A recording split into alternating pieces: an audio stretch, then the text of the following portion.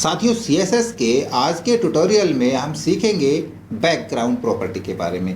देखिए, background property कई होती है, जैसे कि आपने बैकग्राउंड कलर के बारे में लास्ट वीडियो में पढ़ा था।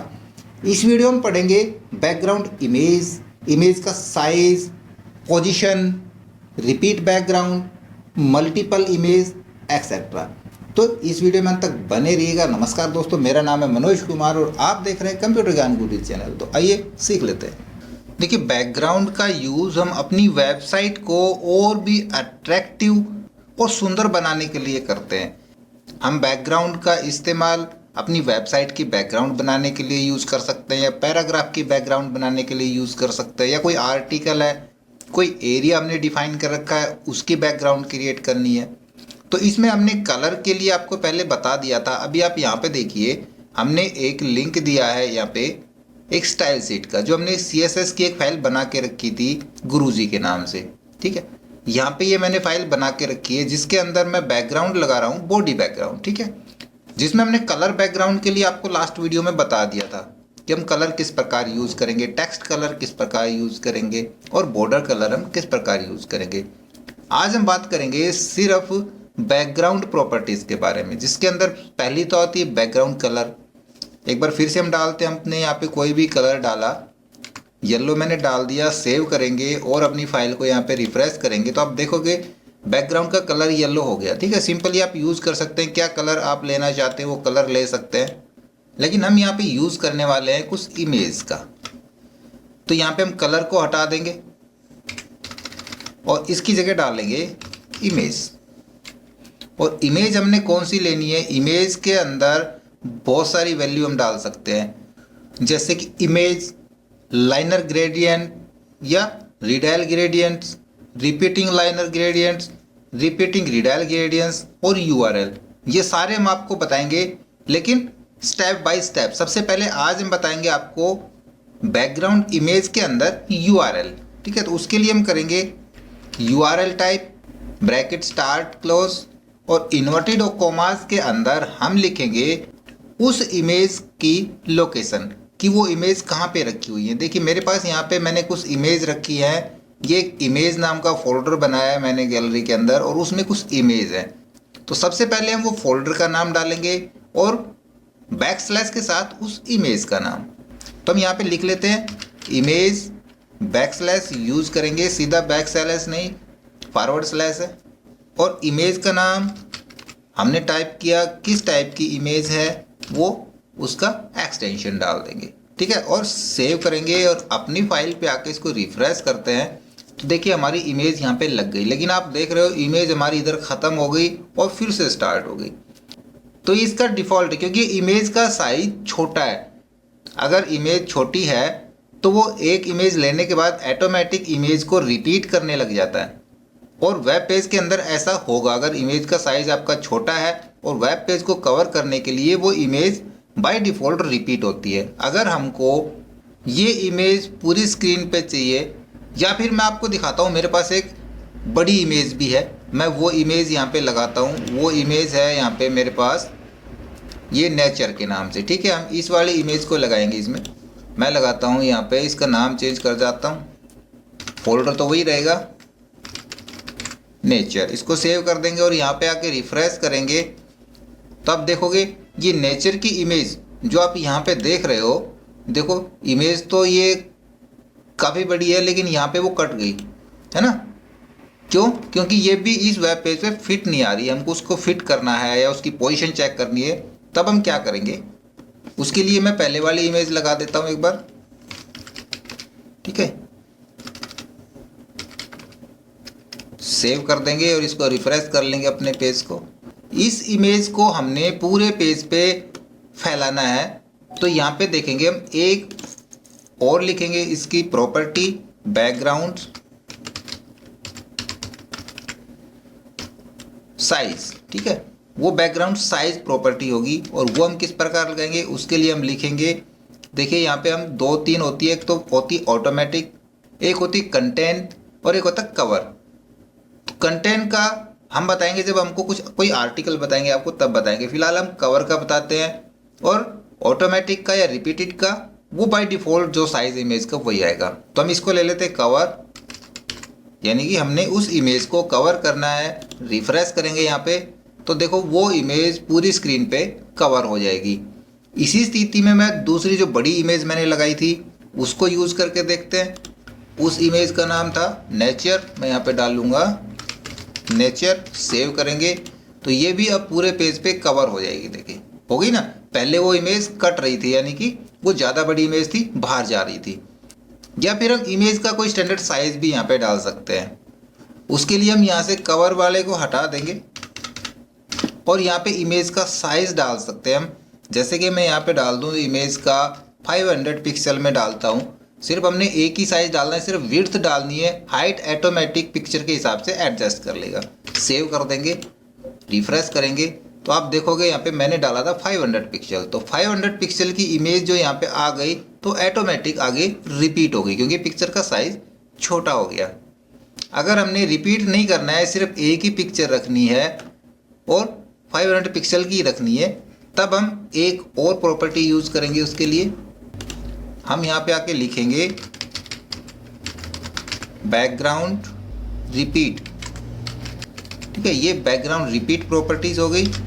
यहाँ भी इसकी बहुत सारी वैल्यू होती हैं जैसे कि no repeat, repeat x, repeat y और एक बाय डिफ़ॉल्ट रिपीट। अगर हम यहाँ पे रिपीट लिखते हैं तो बाय डिफ़ॉल्ट ऐसे रहेगी, चाहे हम वो वैल्यू यहाँ पे लिखें या ना लिखें। हमको इसको नो रिपीट करना है तो हम यहाँ पे लिख देंगे नो रिपीट, सेव कर देंगे और इसको रिफ्रेश करेंगे अपने पेज को तो देखो यहाँ पे सिर्फ एक इमेज रह जाएगी, रिपीट नहीं होगी ये वाली इमेज। यदि हमने इसको रिपीट करना है, सिर्फ यहाँ पे हॉरिजॉन्टल यानी एक्स एक्सिस पे रिपीट करना है या वाई एक्सिस पे रिपीट करना है, तब हम यहाँ पे प्रॉपर्टीज़ के अंदर यूज़ करेंगे रिपीट। इसको नो को काट देते हैं हम यहाँ से और रिपीट एक्स और सेव कर लेंगे और इसको रिफ्रेश करेंगे तो ये एक्स एक्सिस पे रिपीट होगी ओनली।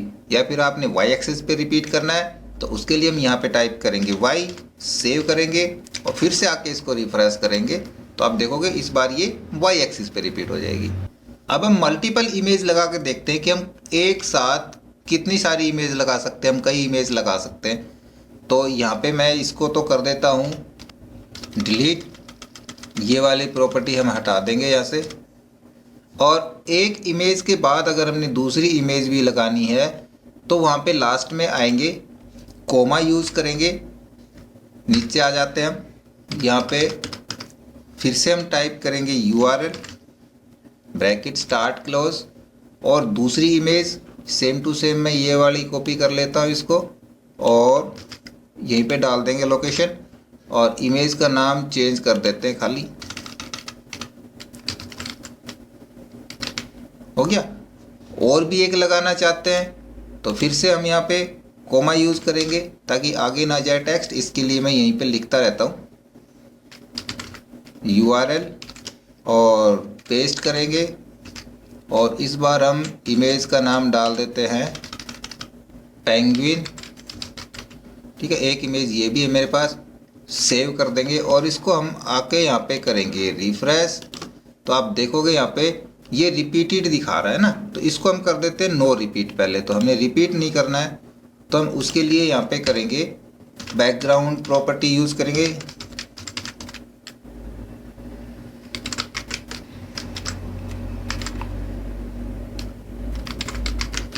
नो रिपीट, सेव कर देंगे और रिफ्रेश करेंगे तो आप देखो यहाँ पे आपको ना वो सारी इमेज ऊपर नीचे हो गई और सभी इमेज का रेशियो, उनकी हाइट अलग अलग है। देखो इसलिए इसके नीचे से दूसरी इमेज थोड़ी सी दिखाई दे रही है, तीसरी इमेज वो छुप गई, वो दिखाई नहीं दे रही। उसका हो सकता है उसकी हाइट कम है लेकिन विड्थ बराबर है क्योंकि हमने विड्थ 500 पिक्सल ली है तो विड्थ यहाँ पे बाहर नहीं निकल पा रही है। किसी भी एक इमेज का हम साइज़ बढ़ा के देख लेते हैं। हमने सिर्फ एक पहली वाली इमेज का साइज़ डाला हुआ है, दूसरी वाली इमेज का साइज़ हम डालते हैं कोमा, इसका हम 600 कर लेते हैं, इसकी विड्थ 600 पिक्सल और तीसरी वाली का कर लेता हूँ मैं 700 पिक्सल और इसको सेव करेंगे और रिफ्रेश करेंगे तो यहाँ पे देखो पीछे से एक इमेज, दूसरी वाली तो अभी भी छोटी रहेगी, नहीं निकल पाई है।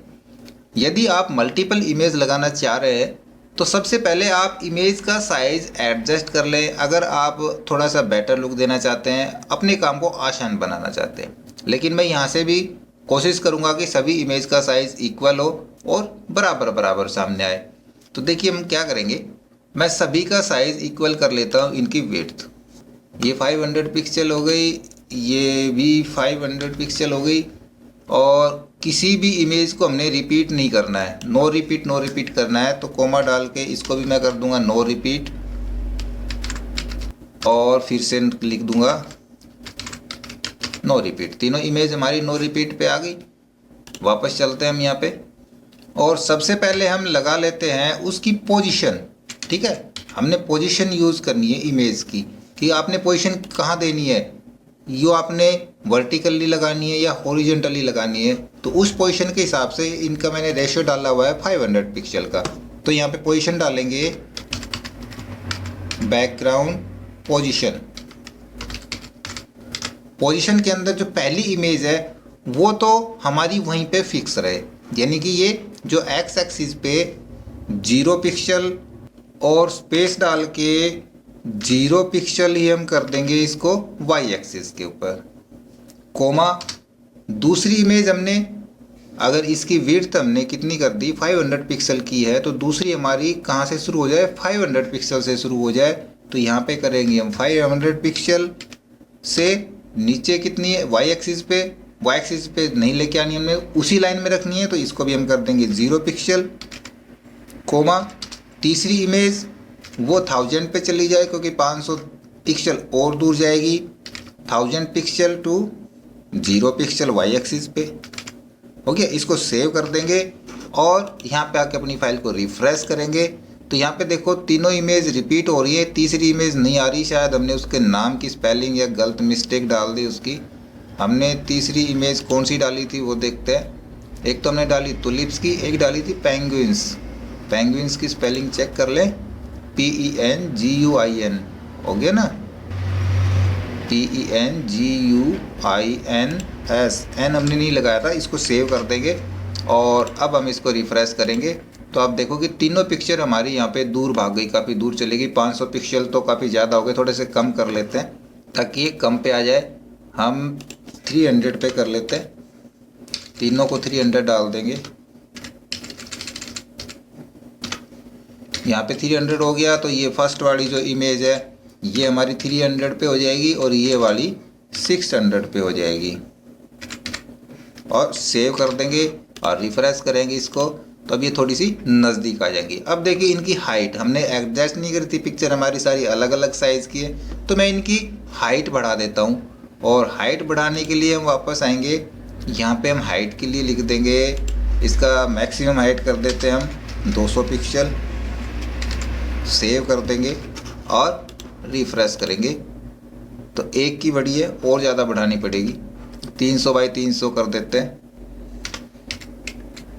और इसको भी हम 300 बाई 300 कर देते हैं।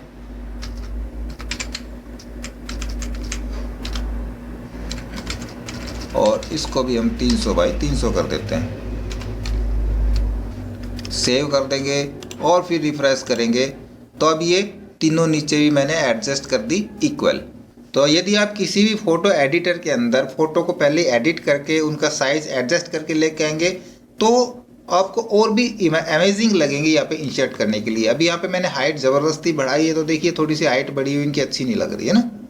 इसके अलावा बैकग्राउंड की और भी प्रॉपर्टीज़ हैं जिनका जिक्र हम करेंगे नेक्स्ट वीडियो के अंदर, तो देखते रहिए। तो उम्मीद है दोस्तों वीडियो आपको बहुत पसंद आया होगा। हमें कमेंट्स में बताएं, हमारे वीडियोस को अपने दोस्तों में शेयर करें, हमें लाइक करें और यदि नए हैं आप हमारे चैनल पे तो हमें सब्सक्राइब भी जरूर कर लें। फिर से मिलते हैं नए वीडियो के साथ, तब तक के लिए टाटा बाय बाय।